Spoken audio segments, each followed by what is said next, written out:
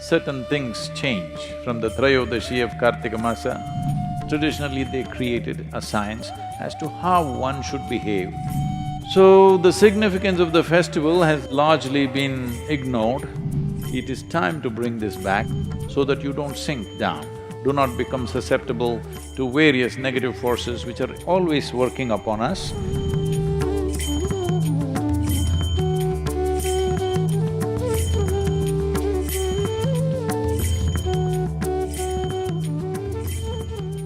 Deepavali time.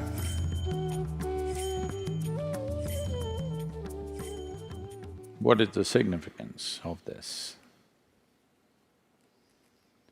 This is a festival which always comes in the month of Kartika as per the lunar cycles on the 13th day, which is called as Trayodashi.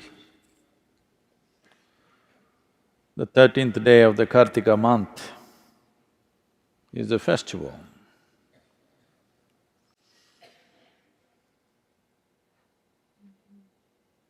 Traditionally, the science behind this is, on this day, everybody worships. On the Deepavali day, everybody is supposed to worship Dhanavantari, the deity dedicated to one's health and well-being.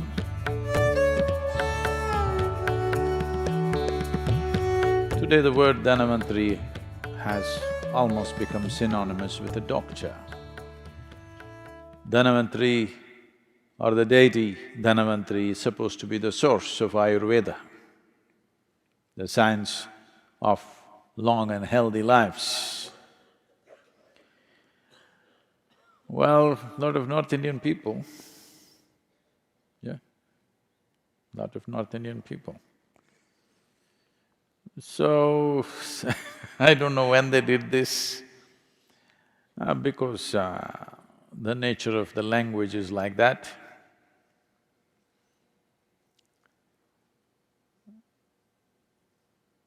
In northern India, most people speak Hindi language and the last syllable, they'll cut it off. If you say Dhyanalingam, they'll say Dhyanaling. If you say Shiva, they'll say Shiv. If you say Rama, they'll say Ram. The language has the habit of cutting off the last syllable always, almost everything. Krishna, Krishna.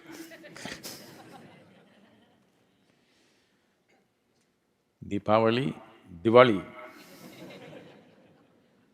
Like this. So someone cut this Dhanavantari and Trayodashi and made it Dhantera. What was about health became about wealth. Dhan means money. Now everybody thinks Deepavali is about money. Why it is about health is, for those of us who live in the northern hemisphere, it is from this day onwards, certain things change. From the Trayodashi of Kartika Masa, things change. In a way, there is a slowdown of life. So for the winter months, what you should do with yourself, what time you should wake up, what you should eat, how your food habits should change, how your practices should change, for all this, traditionally they created a science as to how one should behave to pass through winter months without getting sick, without getting depressed, without losing your sense of balance and purpose in life. How to do this? For this, there was an entire science. Lighting of lamps and bursting of crackers was one of those things, so that you don't slip into a slowdown. There is genetically, there is a dimension, the evolutionary memory within us thinks that as winter months come, whether it actually got cold or global warming kept you warm, that's not the point. The changes have happened. The distance between the planet and the way the planet and the sun are positioned has changed. Because of that, slowdown of life happens. If you were a bear, I believe you were some time ago. You would be hibernating. So there is a tendency for the body to hibernate. If you do not know this, the seed doesn't sprout. Nobody plants a seed from this season to 14th of January in India because the seed will not sprout fully or will not sprout at the same speed as it would in other seasons. Everything, life slows down in the northern hemisphere. Because life is slowing down, we are preparing to do more energetic things around us so that we don't really slow down and become a part of that. In a way, we are trying to assert our evolution. Yes, if we were some other creature, we would go and curl up somewhere. But now we have become human, we have transcended our biology. Am I assuming too many things?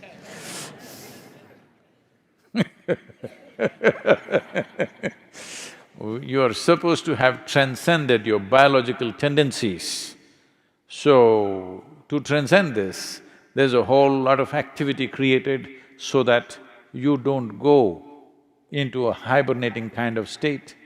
Physically slow down, mentally little bit of depression could easily happen in everybody because the season is like that. In colder countries, definitely people experience this. Huh? Yes or no? Because things have slowed down within you. In the northern hemisphere, not just you, everything has slowed down because our relationship with the sun has changed, which is the basic source of life. The basic source of energy on this planet is sun. Not because you came up with a solar panel, it's always been so. Now, because the northern hemisphere, its relationship with the sun has changed, you're looking away from the sun. There is a slowdown from this month, the 13th day of this lunar month, which is called as the Kartika Trayodashi. So to make up for this, in India there are various things done. From this month onwards, normally, traditionally, the roles of males and females are interchanged at this time. For example, it is a part of daily activity for a woman, not anymore, in rural India still, that first thing in the morning, she cleans the front of her house and draws some geometrical figures. These geometries, today she knows only one design, unfortunately. She keeps putting the same thing, or she got it painted, or she has a template and she puts it. Otherwise, she is supposed to use rice flour and every day, Monday, Tuesday, like this, every day of the week, she is supposed to draw a specific design, geometric design, to attract a certain kind of energy into her home. If it's a full moon day, a certain kind of design. If it's a new moon day, a certain kind of design. So 28 patterns were there, which people knew on which day what to put. So during these months, it'll become the duty of the men to do this. And this is the only month where men are supposed to go out singing on the street in the morning. Early morning, they're supposed to go singing on the street. Even today, a small number of people are doing this. In rural India to some extent, in urban India, once again a little bit of revival is happening. Today we've become very large cities, otherwise if you lived in a village, everybody who lives there needs this beat of drum and music to reverberate in their system so that they don't hibernate, so that their systems don't slow down. So Deepavali is about that. If you cannot see the light, that's why the crackers, so that you anyway wake up. At 4:30 in the morning, they will start bursting crackers all over the town so that everybody wakes up and everybody becomes alive, because it is important in the winter months that you come up before the sun. The first ray of sun should not hit a blade of grass or some other worm or insect. The first ray of sun must hit you. This is the commitment. That is why before sunrise, everybody is out to receive the first rays of sun upon themselves, not upon the ground. So, the significance of the festival has largely been ignored, but still people are singing a bit and bursting crackers a bit. It is time to bring this back, especially in colder weathers. This would be wonderful if some of these things are revived, because Diwali is not a religious festival, it's got something to do with our geographical location on this planet. Because we are in the northern hemisphere, these changes are happening to us, to our bodies, to the plants, to the animals, everything it's happening. You see, everything slows down. But if you slow down within yourself, mentally if you slow down, you will become little dim. Physically if you slow down, you will become susceptible to various other ailments which you may not be susceptible if your body is vibrant and alive. If this body is vibrant and alive, there are 1,000 infections within you right now, but you don't get sick because body is alive and vibrant. If little slowdown happens, all these little things become major problems within you.